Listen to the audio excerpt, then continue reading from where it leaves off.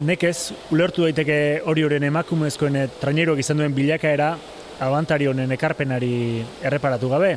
Hasierako beharrei erantzunez hasi eta koska egin du orain arteko bidea loriarik preziatuena dastatzeraino. Tolosarra da, jaiotzez, baina traineruan estrainatu zenetik mirotzen horia besterik ez du ezagutu. Eta 15. denboraldia du aurtengoa, bada zerbait. Oian Iraola, kaixo, ongi etorri. Kaixo. Orioren lehen taldeari begiratu, hasieretako argazkiei begiratu, 2010, 2011, oraingoari ere bai, eta aurpegi bakarra errepikatzen da, zure aurpegia. Bai dirudinez, garai honta arte, nahi naiz, momentuz jarraitzen bakarra, garai hartatik, 2000 eta, zuk esan dezun bezala, 2011-tik, hementxe jarraitzen. Horten ere tostartean zaitugu, ez dakit, zerke bultzatu zaitu Oriorekin 15. denboraldia guaztera? Ez dakit, hola pentsatzen jarrita, zait iruditzen 15 urte pasadianik. Nik daukaten txentzazioa da, honea duela 5 urte iritsi nitzala, orduan, alde hortatik, seinale hona da, ez da horrek esan nahi guztua nagola, eta ez zaitela kostatzen honea etortzea, eta bizi arraunen jarraitzea. Traineru arraunak ibilbide luzea du Euskal Herriko kostan, hemendik kanpora ere bai, baina pentsa hemen gertuan, hemen Orioren elkartean gaude, hemen Mollarri inguruan dokumentututa dago 1761 bateko estropada bat. Getariaren eta Zarautzen artean jokatu zena, pentsa noiztik egiten diren hemen estropadak, baina kontua da, emakumezkoen Orioko trainerua zeu etorre zinen garaitxu hartan sortu zela. Oraingo begiradatik garai ura nola ikusten duzu, hasi berria zen guztia, nola oroitzen duzu hori? Gaur egun dakiten guztia jakinda, iruditze zait, ez dakit nola azaldu, ginala pixkat inkonstientek, ez da? Zertan nahi ginean sartzen, ez genekin oso ondo, bai gustatzen zitzaigula, gustora etortze ginala, baino pixkana junginan guztioi garatzen ez, bai kompetitibidadea, bai konpromesua eta taldeai egokitu behar zitzaion seriotasun hori, ez da. Lehia hasi zen, baina liga eta txapelketen aldetik apur bat kosta egin zen egitura egonkor bat sortzea, izan selekzioen aldeko autu egin zelago hasiera batean, pixka bat egonkortu arte, gero klubena sortu zen, baina hori gutxika etorri den egoera bat izan da. Bai, eta iruditzen zait, emakumezko arraunak evoluzioa handi bat izan dula hasi zanetik, ez? Eta hortan nahi gea gu ere lanen, ez? Bertan parte hartzen den guztik, nahi deu, geroz eta pauso handigo bat eman nahi deu emakumezko arraunen, eta gizonezkona gerturatu, bai lanan poderioz eta sakrifizion poderioz, ez tokatu behar zaigulako bakarrik.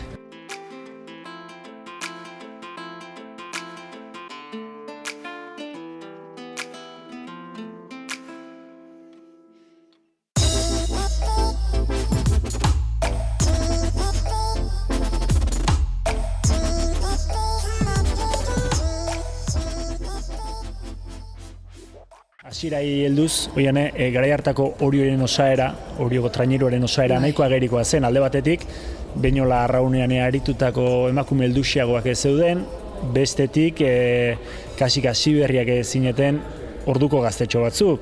Nola egin zen blokeura? Pixka xelebrea zan, ez? Zan, koloren paleta bat hartzen zuen, batzuk zian beltza eta bestek zian txuria. Baino, saiatu ginen, ez? Denon artean, erdiko gris horta gerturatzen trainerua aurreateatzeko, eta behaien esperientziakin eta gure gogo horrekin, taldea aurreatea zen. Antxon Belokiren esanetara, egin zen dituzten lehendabiziko urteaiek, zer garrantzi izan zuten gerora Oriok izan zuen goraldi hartan? nik uste dut entrenatzaile bakoitzak bere pintzelka aportatu zula kolore paleta hortan, ez? Eta hasieran Antxonek konpromezu hori erakutsi zigun, ez? Zertzan egunero etorri behar izatea entrenatzea, parrandak geroz eta gutxigo egitea, hasierak beti hola izatea, ez? Pixkat martxan jarri, zer dan batea jutea, teknika, pixkana hobetuz hobetzen saiatzea. Hori garo zen, lehen 2 urteik Antxonen esanetara egin ostean, Claudio, etorri zen, Claudio Etxeberria, gorrilla, eta taldeak koska batek gora egin zuen, lehen da biziko aldiz, Euskotren Ligan, nahiz Kontxako banderan aritzeko zelkatu zineten. Claudion garaien, jarri ginen pixkat gehiago itxasoai behira, ze hobekuntza ikuste genitun trainerun, beste taldeta gerturatu alizateko, eta hoxe, Antxonek intzun lan horrei jarraipena emanez, pixkat teknika iguendik eta garrantzi gehiago ematen, eta itxasoko kilometroiek gehitzen hasi ginen.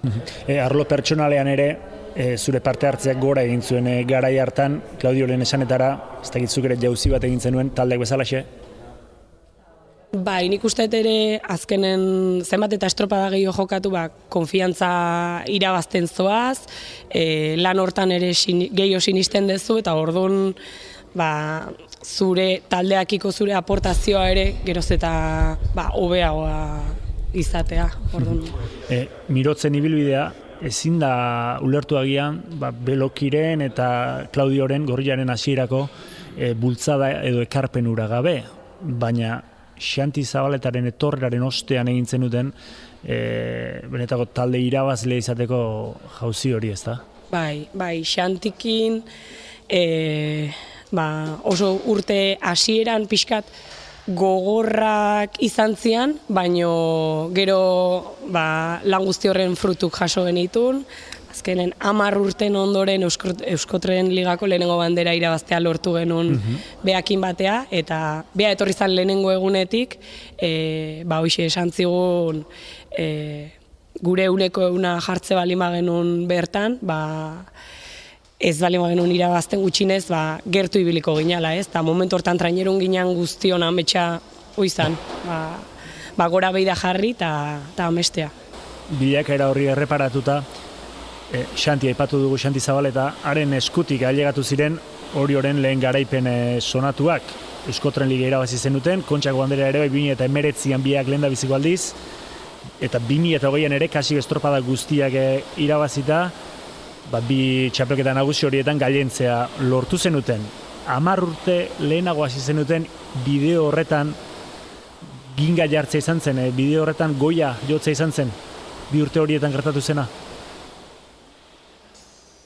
Nik uste behin ezkeala zuzenen helburu zehatz baten pentsatzen jarri, ez? Baizik eta gure hobekuntzai eman diegu garrantzia. Eta bagenekin, gure atentzio guztia gure hobekuntza hortan jartze balima genuen, gertu ibiliko ginala. Ze azkenen ere arerioak ere entrenatzen du, hobetze du, eta hor daude. Ez da hortxe jartze gehala, eta venga, guazen. Baizik eta bestek ere aldamenen daude, eta behiek ere behaien lan egiten dute. Halere, nik 2019ko irailaren 8 ekartzen baizut gogora, zuri zer etortzen zaizu burura? Ez dakit, ikustezu ez. Egia esan gutxitan jartzen naiz pentsatzen. Baina bai daukatela oroitzapen bat, azken minutu hortan, argi ikuste genuen bandera guretzat izango zala, ez? Eta azken minutu hori, estropadako azken minutu hori, malkoi eutxi ezinikan nijoan garai hartan. Ze etortzen zaizkizu, hoxe hasierako oroitzapen guztik, ez? Eta ez dakit oso emozionantea. Ikusten dezunen posible dela eta gertatu dela, ez dakit nik oroitzet egun, gehien bat egun hoi, emozio askokin, baino ez daukat oso oroitzapen argia.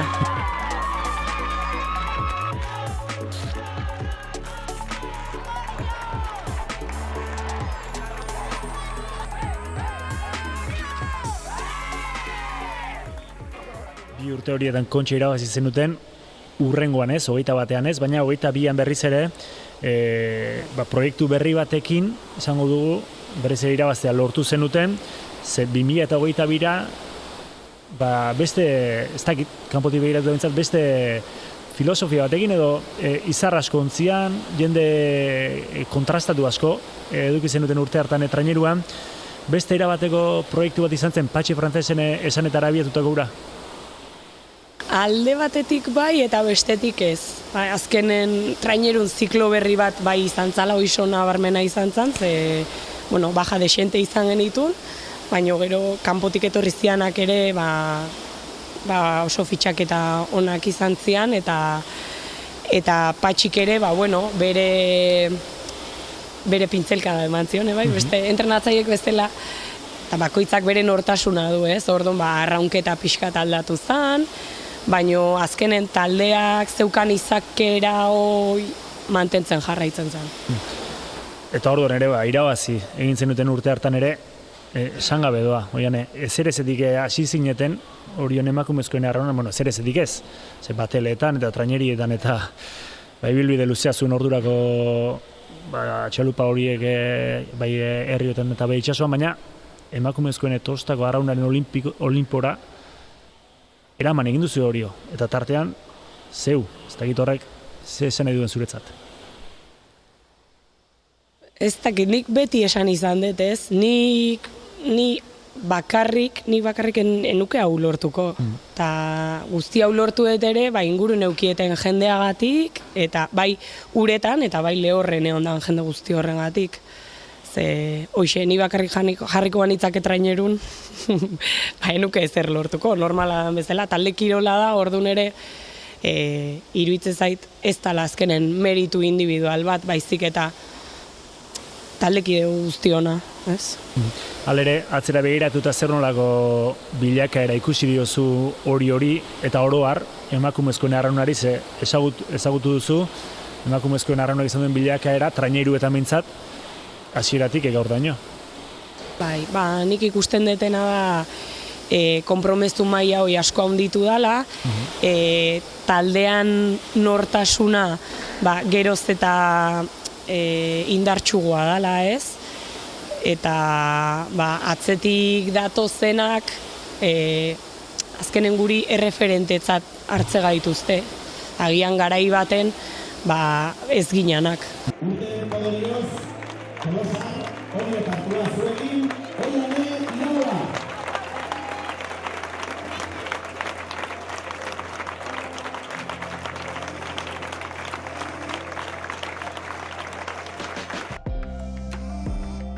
Orio, zer da zuretzat?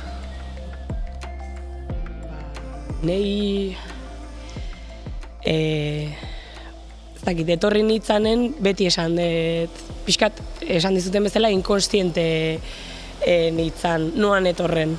Baina urten poderioz konturatu naiz ez, ze taldeta etorri naizen, herri hontan arraunak dun pixu horrek, eta netzat Orio beti nire biziko zati garrantzitsu bat izango da, eta hemen gauza asko ikasi ditut, eta pertsona bezala ere gauza batzuk ere ikasi ditut, kirolez aparte.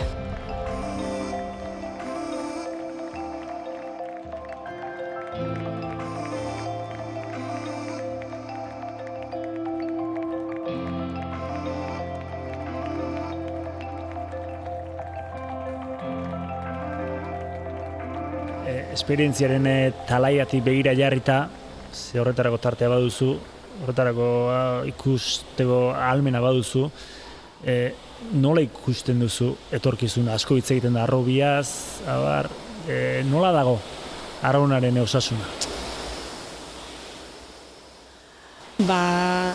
Hor ja ez dakit ondo ikusten dut, telebistan ikustean gauzak oso politiak diala eta jendeai asko erakartzeion zerbait dela, baina gero jendeak errealitatea ikusten dunen, negun entrenatu behar dela, larun bat eta igande, parrandak negun tamainan eta udaran batez, eta atzetik datozen neska gazte hoiri, iruditzen zait, konpromezu hori hartzea asko kostatzen zaiela. Eta zu zerke lotzen zaitu, horren beste urte eta gero, arraunera, zerke ematen dizu, segitzeko indarra? Askotan esan dut, ez dakitela ondo zer ematen egiten, baina azkenen beti hemen bukatzet. Eta, azkenen txiki-txikitatik bizi izan dueten zerbait da, eta ohitura bezala, beti erritmo berdinen bizi izan duet. Orduan, iruditzen zait, nire egunerokotasunan zati badala. Orduan ez dut hainbeste, ez dakit, baloratzen edo pentsatzen zen kostatzen egiten honea etortzea edo entrenatzea jutea. Betidanik horta egon nahi zoituta eta orduan dinamika hortan jarraitzen. Ederki Oiane Iraola, mila esker, gurean izateagatik eta segi, arrauna astintzen hori ibaian gora eta bera. Eskerrik asko. Zuri.